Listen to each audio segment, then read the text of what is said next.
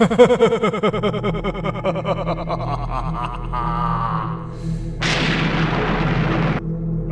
never died.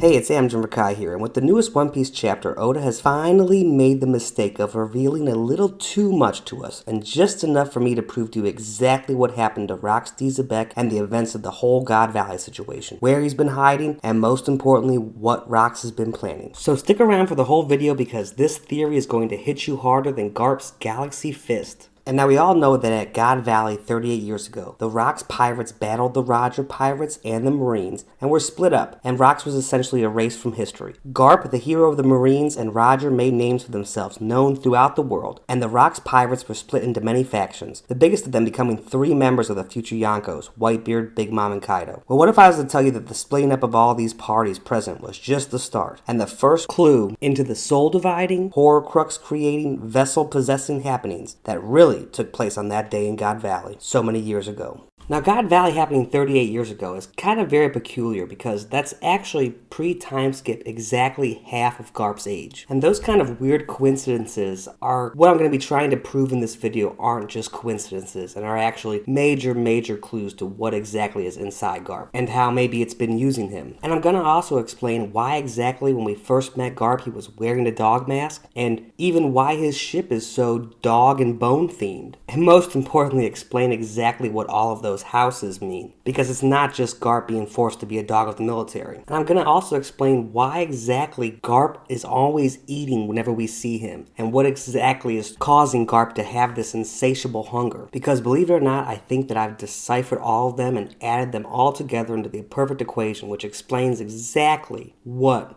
Garp is, as well as what Rocks 𝙲𝚘𝚙𝚅 is doing. So this would be a perfect time to ask you, if you haven't already, please like and share the video and subscribe to the channel if you haven't already. We just passed 500 subscribers on my birthday last week, so that was so cool. I can't do this all without you. Once again, my name is 𝙲𝚘𝚙𝚒𝚗𝚏, and let's jump right in. So before we get into all of that, I think we can all agree that in this newest chapter of One Piece 1080, Garp's Galaxy Impact display is probably the strongest pure haki attack that we've seen. Forget about if it's conquerors or armament haki, whatever. This right here is probably the strongest pure haki feat displayed that we've seen in the series thus far. And I'm not going to focus on that too much in this video, but I just want to kind of highlight just how strong Garp seems to be. I mean, we already know that he competed with Roger, that he seems to have been Roger's greatest marine enemy in some aspect, and we know that he's, scared the living daylights out of Luffy and Ace and all of them. But in this chapter, we kind of get the first real proof that Garps is a real force to be reckoned with, which really shouldn't come as a big surprise to us, because after all, he is titled the Hero of the Marines, and he was kind of the last line of defense during Ace's execution. But even more than that, from the very beginning, there's lots of oddities that kind of point to Garp having some sort of hidden truth, whether consciously or subconsciously. I mean, let's get real here. The very first time that we actually meet Garp on the cover of chapter 92, he's in disguise. Now, I know that Oda has mentioned before that he did that so that we would not know that Garp was Luffy's grandfather, which I think is true to an extent, but you'll find once you've watched enough of my videos that Oda oftentimes hides lies within real truths, and this is a prime example of that. And at this point, I am kind of forced to bring up that in that original prototype of Romance Dawn, Garp actually was originally a pirate. So this idea of Garp's originally being a pirate is not too foreign to the actual source material, as you'll soon see even more of. I think Oda is kind of trying to hide a ton of plot details and secrets within that statement, and none more so than that chapter 92 is actually titled Happiness, which means joy, and I do believe that it's a former Joyboy clue, which during this video those are going to really stack up. And I understand that right off the bat that can sound really crazy. Let me ask you something. If you believe that Joyboy's promise to the Fishman Island and fish people was to bring them to the top of Mary Joas and the surface, well, who actually did that? Who actually escorted Shirioshi and all of the fishermen people to the reverie on top of the red line? It was in fact Garp. But like I said, we'll get to more of those clues. Back to Garp's dog mask disguise. When I first saw it, I believed that it was maybe a clue to Garp being a dog of the military, like how Edward Elric is always mentioned as being a dog of the military in Fullmetal Alchemist. I believe that this might have been a clue to Garp being a dog of the Marines, and I believe that is true in a sense. But this dog mask thing really kind of just seemed odd. And then we, of course, saw Garps' ship, which also has a dog head on the mast and paws holding each sail.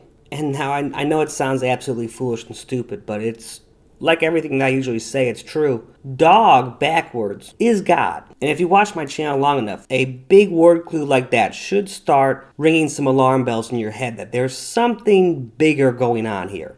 That all of these dog and God clues might be pointing to maybe housing some sort of secret in the One Piece universe. Which makes sense because the other prominent design feature of Garps' marine ship is actually houses. And now that seems really odd. Could it be a clue to being a symbol or a temple of worship? Maybe even to the House of Solomon? Or even being the housing of a celestial body like on a star chart? Or zodiac present in the galaxy? We'll get there. But for now I think it's just important to remember that the definition of a house is to keep something within a structure or a container. Or even maybe a vessel. And so this chapter 1080 of One Piece is titled The Legendary Hero. Which makes sense because Garp showed up and we all know that Garp attained this legendary hero of the Marines title from the incidents at God Valley, where we also found out about Rocks 𝙲𝚘𝚙𝚅𝚑𝚝. Now, Xebec is a very interesting word. It originally stems from the Arabic word sabaka, which meant to intertwine, and its kind of main meaning was a fishing net, or a weirwood net, Game of Thrones reference. But the way the word Xebec has been presented in the manga mainly refers to a shipping vessel. So once again, we're back to this vessel word and idea and definitions. But they really don't end there. When Garp first shows up and all the pirates on 𝙲𝚘𝚙𝚎𝚛 on the ground are staring up there terrified for their lives, the one screams, "Look at the prow," referring to Garp being on top of it about to crash into them. Well, the word prow, along with meaning the frontal piece of a ship, actually also just means vessel as well. And now it's really interesting, back to that Xebec word, is it was specifically referring to fishing ships that had 2 to 3 masts, okay? The wooden beams that hold up the sails themselves. Well, since we're on the topic of masts, it's very interesting to note that almost every time Garp is shown, he's actually standing in front of one. He stands in front of one in this chapter. When we first see him on the cover of chapter 92, he is directly in the spot of the bottom of the mast. And even when he comes to the Straw Hats in Water 7 after Enies Lobby, he's surrounded by wood and masts and all these kind of wood things or whatever, which makes a lot of sense because his ship is covered with paws, okay? Well, the definition of the word paw actually means to stick or plant something. So, can't be much more appropriate than Garp kind of always being in this spot that's stuck or planted somewhere. Or maybe there's something planted in him.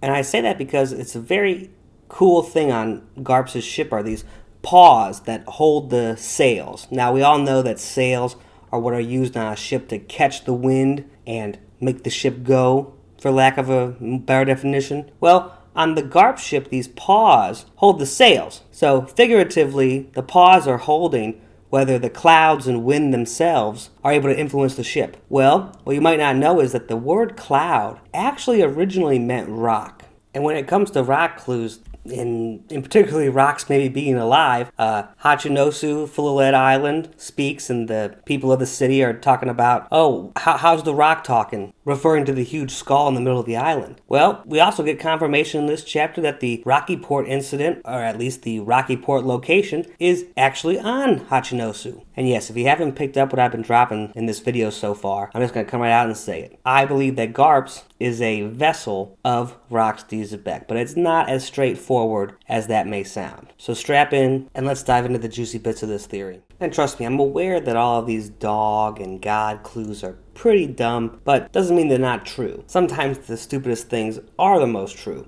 But this connection got me thinking about gods and dogs and all this stuff, and we're all aware of the Anubis god, who's a guide to the underworld. He has a dog head or a jackal head from ancient Egypt. But what you might not know is there's actually a god of dogs, the patron saint Rocco, or better known in every single country as Saint Rock. And this Saint Rock was actually the patron saint of dogs, invalids, peoples who had been falsely accused, and bachelors. And this rock saint actually is called in Glasgow, Scotland, Rolux, which is Rollox, and it was said to be a corruption of the word Rock's Lock.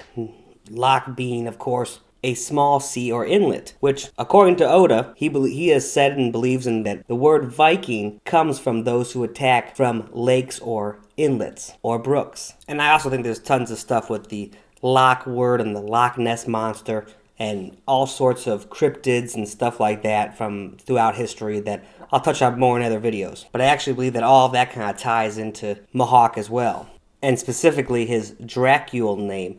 A drac is actually a monster from mythology and ancient sailors or whatever, and was a mythical creature associated with the dangers of water and would bring storms and all this sorts of stuff. And I think that's all big Mihawk clues, but I'll get to that in future videos. And I bring up Mihawk because him and Garp's similarities only start with the cryptids. They actually go much, much deeper. Garp has the distinction of having two separate laugh types. And the only other character, according to the One Piece wiki, that also has two separate distinct laugh styles present is Dracule Mihawk. And I haven't really done a video on it, but I kind of agree with most of Power Vision's ideas, or at least the endpoint of them, around Mihawk being the housing of a sword or something along those lines. The housing of the sword's spirit. Well, it's really interesting when we actually look at Mihawk's first appearance. He has that same wooden mast right behind him, just like Garp usually has. But what's most important is actually the Oda name box that's used. Now, the secret to these little word boxes with the spirals on the two ends is that whatever the spiral is actually touching in the panel is a huge clue to what that character is and secrets around that character. For instance, when we first meet Luffy, his Oda name box spirals are touching the outline of the panel and the white outside the manga panel and a wooden block, but it's actually a massive ship prow, which is where Luffy actually usually sits on the 𝙲𝚙𝚙𝚎 and the Going Merry. So maybe a clue to his future favorite seat on his own pirate ship, as well as remember that 𝚲𝚙𝚎 are said to come from the front prow of a ship. So major scary possible clues, but we're going to be focused on the other spiral for the purposes of this video. And then the other one, which is what I'm going to focus on here because the other ones I have future videos on and what all that stuff means. But the top spiral of the box is actually touching the bar of an exclamation point, as well as the clouds. And I mentioned earlier how cloud, the word cloud originally meant rock.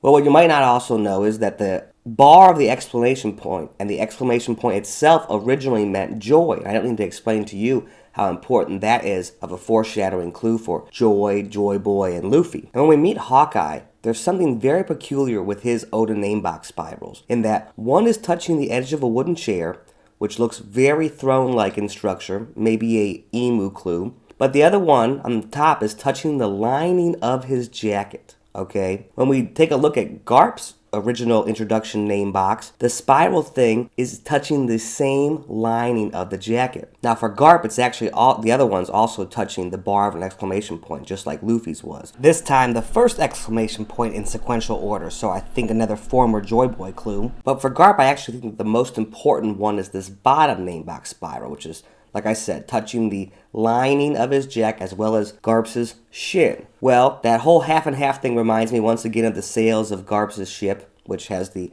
Xing cross-stitching to connect the sails in the middle. But we'll touch more on the shin thing in just a second. Just like Mihawk and Garp, lining actually means a covering for the inside surface of something.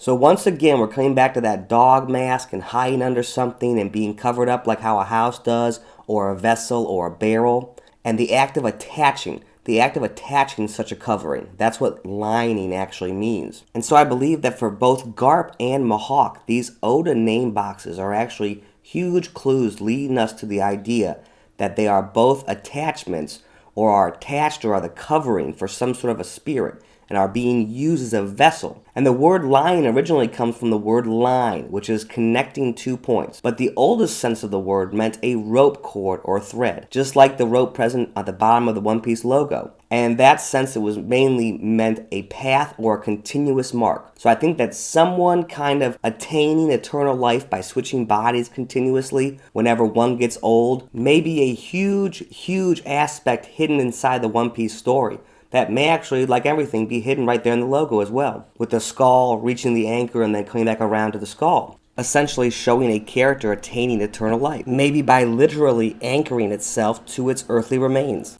And I said that the other part of the spiral box was touching Garp's shin. Now, it could be touching his calf here, and that could all be some sort of a sacrificial calf clue, that he was used like that for the Marines in the past or something, which I do think could be a possibility, or even what's going to happen here in the future at 𝙲𝚙𝚎𝚛.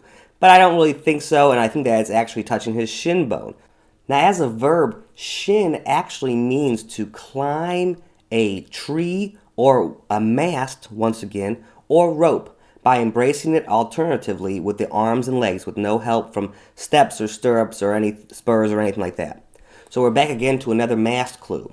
In some languages, shin actually means sin. But in a bunch of other languages, it actually, believe it or not, means dog. But where it gets really interesting is actually the Japanese definitions of shin. And the kanji used here, it can mean a deity, god, or kami. It can mean a mysterious or incomprehensible force, such as an act of God. So we're back again to these dog and God clues. It can mean mind, soul, or spirit, a heart, mind, or core, inner strength, the center of something, center of focus, and then once again, the heart, mind, and spirit. It can also mean truth, reality, or complete and holy. And once again, core, heart, or trust or faith. And believe it or not, it can actually just mean a body. So right there in Garp's introduction, if we know what we're looking for, we can literally find ties and connections to every single thing we've talked about in the video so far, just with this shin idea and the Oda name box. That's how important they are. So when it comes to the name Garp, it's very hard to find a definition or a meaningful etymology of it. Some sources say that it did mean someone who's a hero or is brave, but going backwards, instead of Garp being Prague actually meant a home or a house, which I think is another clue to Garp housing some sort of soul or spirit inside of him. And if you watch some of the videos on my channel, you'll know that D's and P's and B's and Q's and G's, they can all kind of be played around with and thrown around. So if we flip that P to a B, we get brag. Wonder if it could be a clue to bragman and maybe some crazy stuff with that. And I mentioned earlier how when we first met Garp, he was in a dog mask. Well, if we read the name Garp straightforward and we just flip the P to a B, we get garb. So a guise or an external appearance. Back to this whole idea of lining and wearing something and housing something and covering something. Garb can also, in English, originally relates to the word gear, so maybe a clue to Luffy again. But it also ultimately comes from the Frankish and Proto-Germanic words, which meant to prepare. So I think another big clue to this idea that something is wearing this appearance, planning and plotting for the future. And so since we've traveled down the road of crazy clues, and speaking of roads, check out my true meaning of the D initial video. I'll place a link in the description. But if you're still here along for the ride, I think it's time to go into some of the more obvious clues. In this chapter, we get a couple shots of Garp looking very, very Rocks-like, at least in my opinion. And I would say that aside from eating all the time,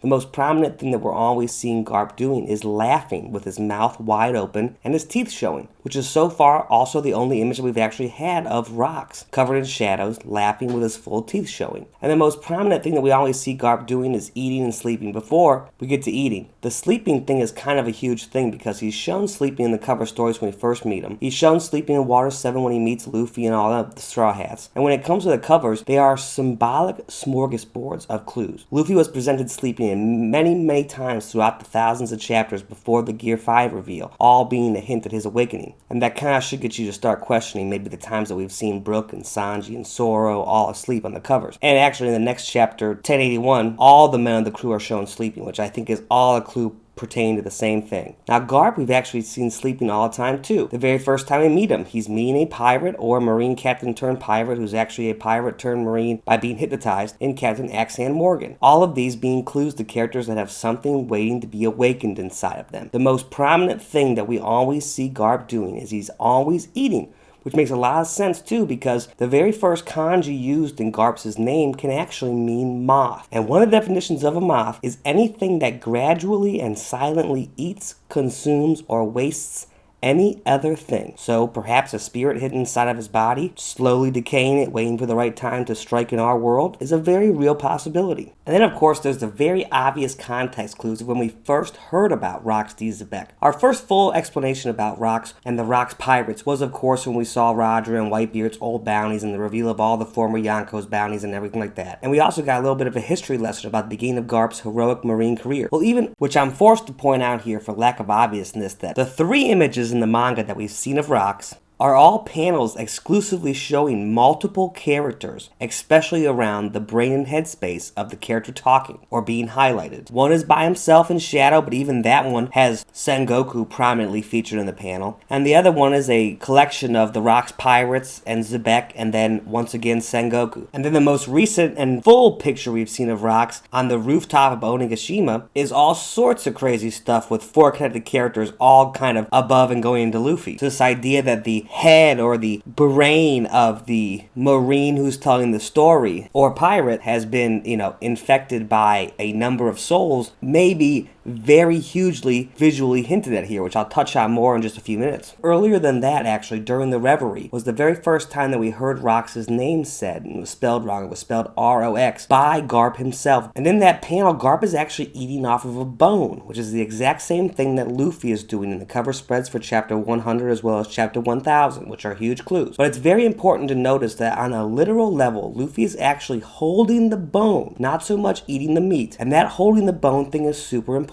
We see the bone in the front piece of Garps' ship in the dog's mouth. We also, at the top of all of his masts, the bones are what holds the sails with the paws together. Well, the word bone can originally mean boon, as in a bonus or a prize, a treasure, so to speak. Maybe this is all just a clue to Garp holding on to that treasure of life, an eternal life in some way, holding on to earthly remains such as a bone. And going along with that, another version of bone is actually the word Ban, which in Japanese means Brahma. Yes, the same Hindu god of creation that is one of the Trimurti. That Trimurti being a triple god along with Vishnu and Shiva. And I think all that's a huge clue that's shown on Garp's ship, right there on his ship's sails. We always see this HQ3 right there in front of us. And this 3 idea, and his sails even actually have a cross stitching in the middle of the main sail showing 2 parts being kept together, by force. As well as that HQ headquarters thing being another housing clue or a vessel for many beings and entities and soldiers at the Marine HQ. And going along the same lines of this being a bundle of spirits or body or entities or something like that, another clue that's hidden to us in plain sight on his ship is the paws at the end of each gaff which hold up the sails. When you reverse the word paw, you get wap. And no, I'm not talking about the song, but wap can actually mean a breast, which is a pretty prominent treasure clue from page 1 if you know what you're looking for. But it can also mean a bundle. And the last thing I'll mention here before we move on from all this bone stuff is there was a great old TV show that was unceremoniously canceled from the early 90s called The Pirates of the Dark Water, which I actually used to watch as a kid on the old Toonami run. And there's all sorts of super crazy clues in that show, and for instance, there's a character called Niddler who's a monkey bird, and all this pirate stuff. It's really a great show. Check it out if you can. I don't know where it's available legally, but if you know,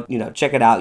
If you have some free time, it's a great old cartoon show. But it actually doesn't have an ending, okay? But a while ago, I actually looked up that there's a video game that has what the story kind of would have been and shows an ending of the story. And I actually watched a playthrough of this whole video game on YouTube. And at the end of that pirate video game, they actually had the final battle on a ship made only of bones from this ancient kingdom. And there's a huge ancient weapon that does all this island destroying stuff exactly like Emu's attack. And I think it's a very real possibility that Garp may actually have some sort of a ship like that. Perhaps even the Oro Jackson refashioned to not like the Oro Jackson and be housed inside of this magical ship of his. Which of course, aside from the big bone in the front of the ship's mouth, the sails themselves, the gaffs and all that stuff are actually bones as well. And perhaps even that egg is actually inside of that big house in the middle. But anyway, in that Pirates of the Dark Water series, there's actually a character that's like the big bad of the series who's called the Dark Dweller, who is going to take over the world in darkness and all that, hoopla. But I really wonder if Oda took that part of the show and kind of made this Dark Dweller or shadow person, made them inside of many major characters, kind of waiting to be the final villain of the series. And I know this idea of combining people or having people be separated is kind of crazy, but Oda's main inspiration is Dragon Ball, so we should all be very, very aware that there is a fusion saga coming. But it's actually a common thing that's been hinted to us over and over in the series, and we've been hit over the head with it multiple times. Obviously, we all know about the passing through of wills and all that stuff in the series, but we've also seen it in a literal form many times. We've seen this sake ritual thing between Ace, Sabo, and Luffy and all of his Grand Fleet members. We've even seen it with Roger, Whitebeard, and Odin. Well, all of that is symbolically the same thing that I kind of essentially think happened at God Valley. A sake bottle is opened, a vessel is opened, where all the liquid is originally contained. It's poured out and split between 3 people. Those 3 people drink it inside of them, and conceivably, eventually, they all go to the bathroom, and that sake returns to the earth. So one thing starts, goes into 3 people, and then returns. I think that's been a symbolic clue to what basically happened at God Valley, where there was either one person that split off into 3 people, or 3 people that combined into one person's. Body snatching all around. But I think that those are very, very real possibilities. I also think it's a huge possibility that Rocks could have just gone into Garp's body. Perhaps instead of eating his heart, like I think Blackbeard did with Whitebeard to gain his power, perhaps Rocks replaced Garp's heart with his own, to kind of hide inside of there. But I also think there's another possibility that's the most likely, and it all has to do with mushrooms. Specifically, mushrooms that are called dead men's fingers. So the very first time that we ever saw Rocks 𝙲𝚙𝚅𝚑𝚝 in this panel right here, I was drawn to this corner of what looks to be his jacket, and how hand-like the shape looked. And now we can also extend that too to Rocks' hair. They seem to be very finger and hand and coral-like, which is basically what we're going to be talking about now with these dead men's fingers. Now that term can actually refer to a number of things on our planet. It can refer to Orchis muscula, which is an orchid that has tubers that are sometimes fingered shaped, which look very, very similar to Rocks' hair. It could also be referring to Codium fragile, which is a type of seaweed, which also looks very similar to Rocks' hair. And also a type of shrub known as the 𝙲𝚘𝚙𝚎𝚛, which bears fruit that, once again, looks extremely like Rocks' hair. But of all these things called, or that are referred to as dead men's fingers, I'm going to be mainly talking about 3 of them.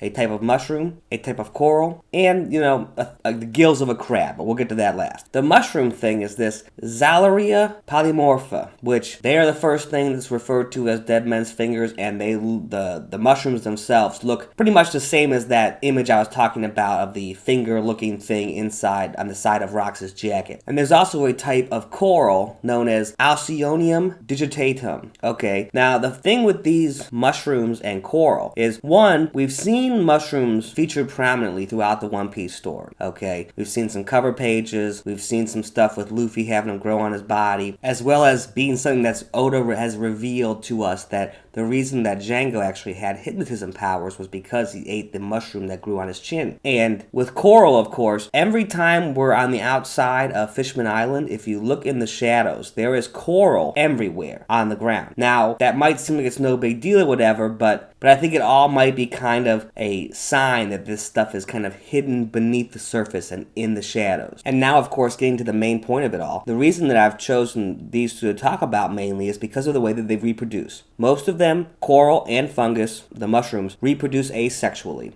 with spores, and they are able to spawn themselves at certain times of the year based on the moon, based on tides, based on all sorts of stuff. And I think that if Rocks actually had one of these powers, he would be able to spawn a spore of himself into another being or beings and be able to reside and survive in there until he decided to come out. Kind of like Voldemort's head on Professor Quirrell, essentially living off the host like a parasite.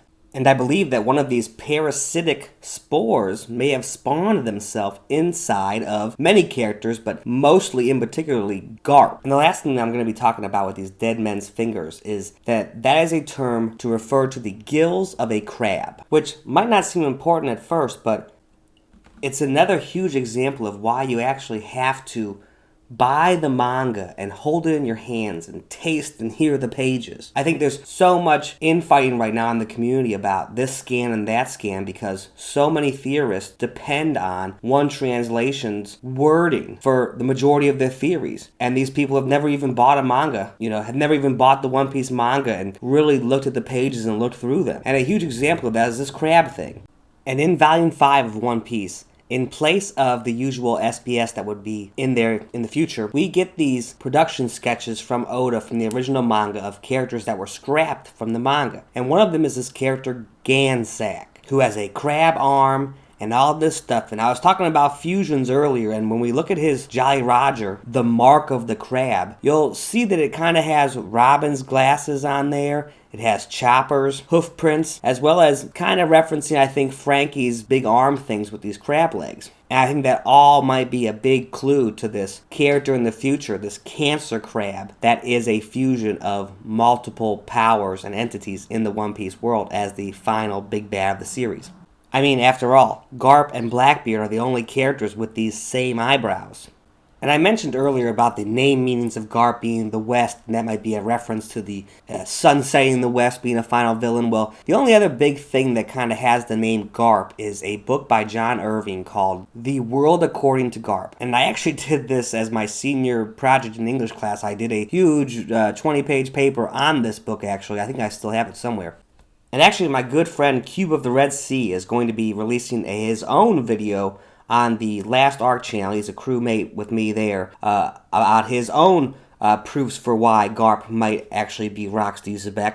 Because with a lot of this stuff, you know, it's like, if you have the right idea, there's tons of different avenues to find the truth. So check that video out. I'll place a link in the description for it once it's out. But in that novel, The World According to Garp, the way that Garp is conceived is the main thing that I'm going to be talking about here. And his mother, Jenny Fields, is a very strong-willed woman, and she's a wartime nurse who does not want a husband but wants a child. And she actually kind of sexually assaults a brain-dead soldier who is constantly aroused and conceives a child with him without his consent or anything like that. And that is how Garp is born, kind of, you know, forcing herself on his mushroom to make a baby. And I think that all could be clues to this kind of forced inner spawning of Rox's spirit or will inside of other individuals. And I know what you're saying. I can hear you now. There's no way Garp can be evil and into all these things. And I'm not saying that Garp is, but I am saying that there's something hidden in his consciousness waiting to strike. And when we first meet Garp, there are some pretty crazy telling clues pointing to this subconscious thing. Firstly, the chapter is titled Jack in the Box. Well, one of the definitions of a Jack in the Box is a con man who deceives people to get something. Also, of course, the idea that something is hidden inside of a box or housing. We also have when Garp is telling Luffy about his father. He's picking his nose, and one of the biggest telltale signs of someone lying or hiding the truth is actually touching their nose. Now, I do believe there's a possibility, like I said, that Garp does not know that this stuff is happening. And it might be like Blackbeard, kind of acting out and doing all of these actions, not really knowing where it's all going to lead for someone else to eventually take it all over for him. And for me, one of the big clues with that is, like I said before, when we actually first meet Garp and learn who he is in Water 7. When we use a little light magic, we can actually see Django right there where Garp's name box is. And we all know that Django had a mushroom growing from his chin that he ate and can now hypnotize people, which I think also ties into all of that dead men's fingers mushrooms that I was talking about earlier. And so I wouldn't doubt if Garp is doing all of this stuff, but it's in some way a sort of ticking time bomb for Rocks to release himself somehow. But either way, the next big question is, what is all this leading to? What possibly could be going on that this Garp Rocks person is after? Well, I think it's shown in this chapter, but I also think it's all kind of leading to being the final villain of the series, maybe. The lurking legend that Oda has been hinting at since Rocks was first mentioned.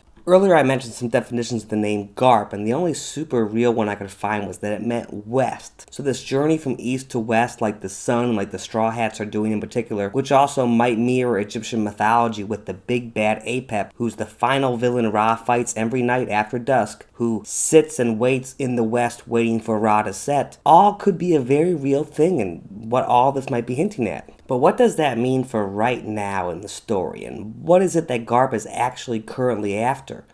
Well, I think it's all kind of shown in this chapter, and it's the same thing that he's after in this chapter. KOBY. I mentioned earlier those Oda name box spiral things, and when we see KOBY's, his is completely in the panel, not touching anything.